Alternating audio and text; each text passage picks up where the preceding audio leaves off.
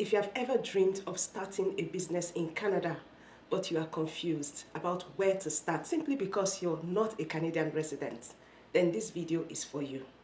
If you know anyone like that and you like them, send this video to them. So first of all, good news. You can start a business in Canada as a non-resident. You can, and you don't need to be in Canada to start a business here. In this video, I'm going to break down exactly how to start a Canadian business remotely, step by step. No confusing legal jargon, no unnecessary details. I'm just giving you a clear, actionable plan to help you make it happen.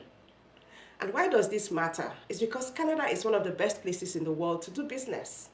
It has a strong economy, a stable banking system, and plenty of opportunities for entrepreneurs like you. But if you don't know the right steps, you could waste months, even years, trying to figure it all out. So in this guide, we're covering everything. It's a 6-step process from choosing the right business structure to registering your company, opening a bank account, and handling taxes. So let's get started. 1. Can a non-resident start a business in Canada? And the answer is yes. But there are some key things you need to know. Unlike Canadian residents, non-residents cannot register a sole proprietorship. Your main option is to register as a corporation, either a federal corporation or a provincial corporation. A federal corporation allows you to do business in all provinces, but requires a Canadian resident director. A provincial corporation, on the other hand, lets you register in one province but has different residency rules dependent on the province. Some provinces like British Columbia and Ontario allow 100% foreign ownership, meaning that you don't need a local director, and this makes them the best choices for non-residents. Step 2, choosing your business idea. Before registering your business, you need a solid idea. The best businesses resolve a problem and have a demand in Canada. So ask yourself, what skills or products do I have that people in Canada need? Can I operate my business remotely? Do I need a local partner, or can I do this alone? If you're unsure, here are a few great business ideas for non-residents. E-commerce business, where you can sell products online without needing a physical presence. Then there's also consulting or freelancing, where you offer services remotely, such as marketing or IT support.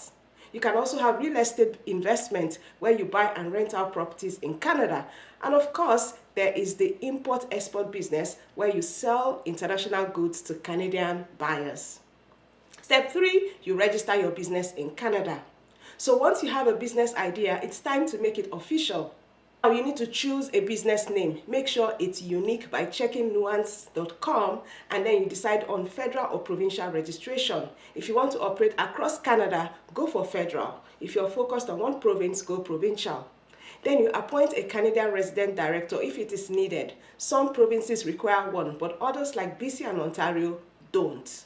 The next step is to register with the right government agency. This varies by province. Get a business number from the CRA or the Canada Revenue Agency. It allows you to handle taxes and open a business bank account. Step 4, opening a business bank account. As a non-resident, opening a business bank account in Canada can be tricky, but it's possible.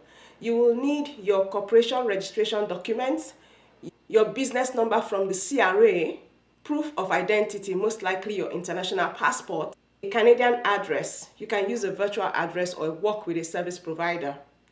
Some banks may require you to visit Canada in person, while others allow online setup. TD Canada, RBC, and Scotiabank are good options for non-residents. Step 5, understanding taxes and your legal obligations. Taxes in Canada work differently for non-residents. Now here's what you need to know. There's corporate tax. So if you operate in Canada, you will need to pay corporate tax, and the rates vary by province. There's GST, HST. If you earn over 30,000 Canadian dollars in a year, you must collect and remit sales tax. And for withholding tax, if you take income from your business while living abroad, you may be subject to withholding taxes. It's a good idea to work with a Canadian accountant to make sure that you stay compliant. Step number 6, getting customers and growing your business. Once your business is set up, the next challenge is getting customers. Some effective marketing strategies that you can use are using social media marketing like Instagram, LinkedIn, and Facebook to attract customers. You can use SEO and content marketing. You create a website and write helpful content to attract organic traffic. You can use paid ads. Google ads and Facebook ads can drive quick traffic to your business. You can also do a bit of networking. Join Canadian business groups online and offline to connect with potential clients and partners. Now, starting a business in Canada as a non-resident can be rewarding, but it's essential to be aware of some common challenges and misconceptions so you can navigate the process effectively. I'm just going to talk about 3 common challenges and how to overcome them. The first one is understanding legal requirements. Navigating Canada's legal landscape can be complex for non-residents. Each province in Canada is like a different country, and each of them has their own regulations, and then there are federal laws that also apply. So the solution is to engage a Canadian legal expert that is familiar with business incorporation to guide you through the specific requirements of your chosen province. There's also the challenge of access to banking services. Opening a business bank account as a non-resident can be challenging due to the very strict verification processes. The solution is to prepare all necessary documentation meticulously and consider partnering with banks that are known for accommodating international clients. You might have to do a bit more research for that one. And of course, there is the taxation complexity. Truly understanding the Canadian tax system, including federal and provincial taxes, can be very daunting. The solution is to consult with a Canadian accountant that is experienced in cross-border taxation to ensure compliance and optimize your taxes. There are also some common misconceptions regarding non-residents starting a business in Canada. The biggest misconception is that non-residents cannot own businesses in Canada. Actually, the truth is that non-residents can own and operate businesses in Canada, provided they comply with the federal and provincial regulations. The other common misconception is that all provinces require a Canadian resident director for incorporation. Actually, as of July 5, 2021, Ontario no longer requires a Canadian resident director for corporations. British Columbia also does not impose this requirement, making both provinces attractive for non-resident entrepreneurs. Now, let's talk briefly about the financial requirements for non-residents. Financial requirements can vary based on the nature of the business and the province of incorporation. Generally, there is a mandated minimum capital requirement to start a business in Canada. However, non-residents should consider costs related to incorporation fees, legal and accounting services, licensing, and initial operation expenses. It's advisable to have a detailed financial plan and consult with local professionals to understand specific financial obligations. By addressing these challenges proactively, non-residents can successfully establish and grow their businesses in Canada. One question I get a lot though is if non-residents need to be physically present in Canada. Starting a business in Canada as a non-resident is entirely feasible, and physical presence within Canada is not a mandatory requirement. Many non-resident entrepreneurs successfully manage their Canadian ventures remotely, leveraging digital tools and local partnerships to oversee operations. There are some key considerations you might need to consider though. The first one is that while physical presence isn't required, it's crucial to understand the concept of a permanent establishment or a PE.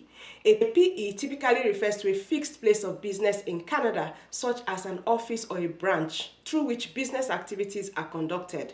Having a PE can have tax implications as it may subject the business to Canadian taxation. Now, operating your business remotely without a fixed place of business in Canada can help avoid creating a PE.